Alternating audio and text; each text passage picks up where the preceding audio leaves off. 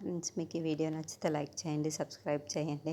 దీప delivery ఇవ్వడానికి గౌతమ్ వాళ్ళ ఇంటికి వస్తూ ఉంటుంది. ఇంతలో అది చూసిన గౌతమ్, ఎవరు నువ్వు బయట నుండి తొంగి తొంగి చూస్తున్నావు చెప్పేసి అడుగుతూ ఉంటాడు. ఆ మాటలు వినగానే అక్కడున్న దీప, నేను డెలివరీ ఇవ్వడానికే వచ్చాను అని చెప్పేసి అంటుంది. ఇంతలో అక్కడున్న గౌతమ్ మాత్రం, డెలివరీ ఇవ్వడానికి వస్తే కాలింగ్ బెల్ కొట్టాలి కదా, బయట నుండి అలా తొంగి చూస్తున్నావు ఏంటి, సరే ఆ డెలివరీ ఇచ్చి నువ్వు వెళ్ళిపో అని చెప్పేసి రమ్మ ఈ డబ్బులు తీసుకొని వెళ్ళి ఆవిడకి ఇచ్చేసి అవి తీసుకో అని చెప్పేసి అంటూ ఉంటాడు.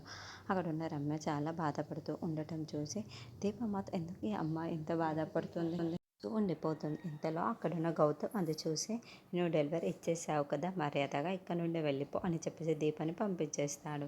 ఇంతలో అక్కడున్న రమ్య, నాకు మోసం చెయ్యకు, ఎన్నాళ్ళు నన్ను వాడుకొని ఇప్పుడు కాదు అంటే ఎలా అవుతుంది, నా కడుపులో నీ బిడ్డ కూడా పెరుగుతుంది అని చెప్పేసి అంటూ ఉంటుంది. ఆ మాటలు వినగానే అక్కడున్న గౌతమ్ మాత్రం, ఏంటి ఇప్పుడు బిడ్డ పెరుగుతుంది నీకు పెళ్లి చేసుకోమంటావా ఏంటి, నీకు ముందే చెప్పాను కదా అన్ని విషయాలు అని చెప్పేసి అంటాడు. ఆ మాటలు వినగానే అక్కడున్న దీప అయితే ఒక్కసారిగా షాక్ అయిపోయి, ఏంటి ఈ అమ్మాయిని మోసం చేసినట్టుగా ఉన్నాడే వీడు అని చెప్పేసి అనుకుంటూ అక్కడికి వస్తూ ఉంటుంది.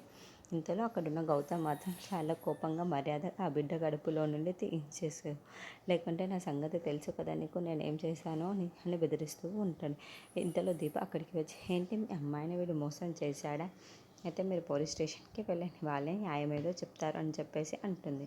ఆ మాటలు వినగానే అక్కడున్న గౌతమ్ ఒక్కసారిగా షాక్ అయిపోయి, ఏంటి పోలీస్ స్టేషన్కి వెళ్తారా, కంప్లైంట్ ఇస్తారు, ఇవ్వండి నా సంగతి ఏంటో మీకు ముందే తెలుసు కదా అని చెప్పేసి అంటూ ఉంటాడు. ఆ మాటలు వినగానే అక్కడున్న రమ్య వాళ్ళ అమ్మ నాన్న మాత్రం, అమ్మ ఈ విషయంలో నువ్వు జోక్యం చేసుకోకు, ఏవో పాటలు పడి మేము ఏవో చేస్తాంలే కానీ నువ్వు జోక్యం చేసుకోకు, ఇక్కడ నుండి వెళ్ళిపో అని చెప్పేసి దీపకు అంటాడు. ఆ మాటలు వినగానే అక్కడున్న దీప అయితే, ఏం మాట్లాడుతున్నారండి మీరు, మీ అమ్మాయికి మోసం జరిగిన తర్వాత మీరు ఇలా కాళ్ళు వేలు పట్టుకోవడం ఏంటి, పోలీస్ స్టేషన్కి వెళ్తే వాళ్ళే చెప్తారు కదా అని చెప్పేసి అంటారు.